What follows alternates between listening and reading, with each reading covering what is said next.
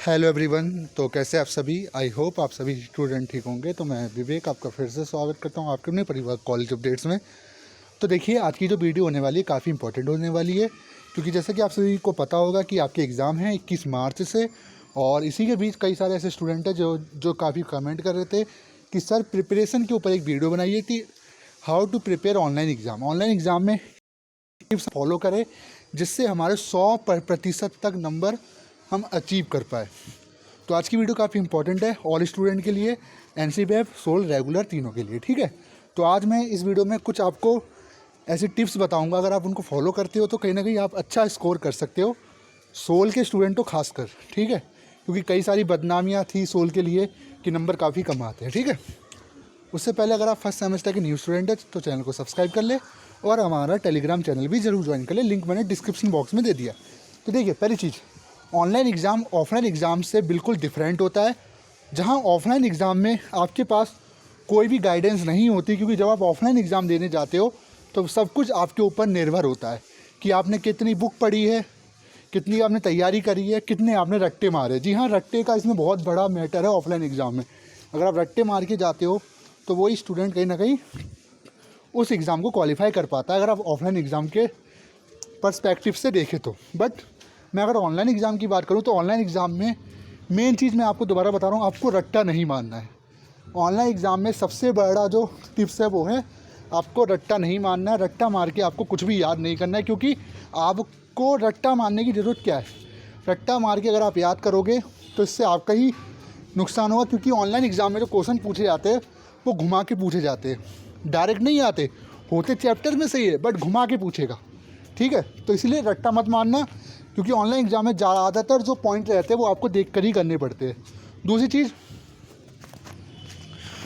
चीज़ कि online exam offline exam से किस तरीके से अलग है। तो देखिए, पहली चीज़, ऑफलाइन एग्ज़ाम में क्या होता है कि आपको कहीं ना कहीं वो बंदिशें रहती है वहाँ पे कि आप बुक खोल कर नहीं देख सकते। बट ऑनलाइन एग्ज़ाम में आप बुक, स्टडी मटेरियल, कुछ भी नोट्स, कुछ भी चीज़ खोलकर उसमें से मेन पॉइंट्स आप देख के उसमें लिख सकते हो।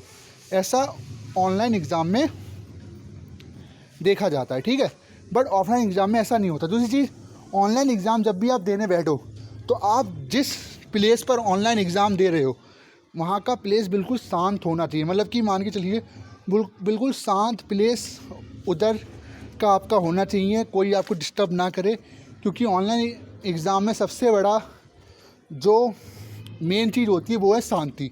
अगर शांति होगी तो ही आप आराम से लिख पाओगे। तीसरी चीज़, आपको अपनी स्पीड बढ़ानी होगी। अगर आपको एक अच्छा आंसर लिखना है, समय से पहले लिखना है, तो आपको स्पीड इंक्रीज करनी होगी। जब तक आप स्पीड इंक्रीज नहीं करोगे तब तक कोई फ़ायदा नहीं है। तो स्पीड इंक्रीज कैसे की जाए? तो आप एक काम कीजिए, एक चैप्टर उतारिए, जैसे इमला कहते थे, जैसे स्कूलों में पढ़ाया जाता था, जैसे राइटिंग भी सुधरती थी। तो अब स्पीड बढ़ाइए, वॉच लीजिए, टाइमर सेट कीजिए और देखिए कि आप 5 मिनट में, 1 घंटे में कितनी स्पीड लिख पा रहे हो। क्योंकि ऑनलाइन एग्ज़ाम में टाइमिंग का कुछ पता नहीं होता, तो आपको स्पीड तो इसमें चाहिए ही चाहिए। ठीक है, तो स्पीड का इसमें सबसे ज़्यादा खेल है। ठीक है, चौथी चीज़, आप जब भी ऑनलाइन एग्ज़ाम देने बैठोगे तो आपको बिल्कुल भी तनाव नहीं लेना है कि क्या होगा क्या नहीं होगा। सिर्फ जब आप आंसर अटैम्प्ट करोगे तो सिर्फ आपको उस क्वेश्चन को ध्यान से पढ़ना है कि उस क्वेश्चन ने क्या पूछा है। ऐसा नहीं कि उसने राजनीतिक सिद्धांत आया है तो आपको राजनीतिक सिद्धांत ही उतारना है। हो सकता है उसने राजनीतिक सिद्धांत पे कुछ और पूछा हो सकता है अर्थशास्त्र का, जैसे इकोनॉमिक्स का पेपर है तो उसमें कुछ और वो पूछ रहा हो, उसकी डिमांड कुछ और आप लिख और कुछ रहे हो। तो पहले क्वेश्चन को आप पढ़ोगे, उसके बाद ही उसका आंसर दोगे। ठीक है, इसके अंदर ऑनलाइन एग्ज़ाम के अंदर आपको बुक्स खोलने की पूरी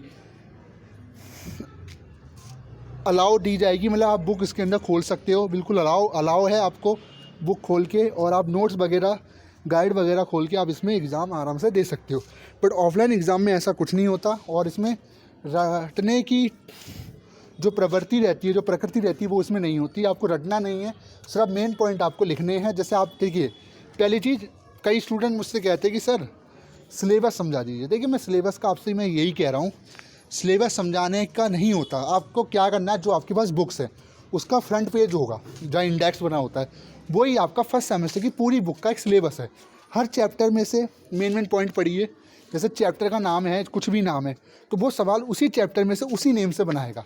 या तो उसकी आलोचना कर लेगा, या तो उसकी व्याख्या कर लेगा, या तो उसकी विशेषता पूछ लेगा। तो ठीक है ना, तो आपको समझ में आ गई बात। और तीसरी चीज़ मैं अगर ये कहूँ कि क्या ऑनलाइन एग्ज़ाम ऑफलाइन एग्ज़ाम के माध्यमिक टॉपिक, जी नहीं। एक बार बताइए, जब आपके पास बुक्स होगी, जब आपके सारे साधन होंगे, तो क्या आप ऑनलाइन एग्ज़ाम ऑफलाइन एग्ज़ाम से बेस्ट नहीं कर सकते?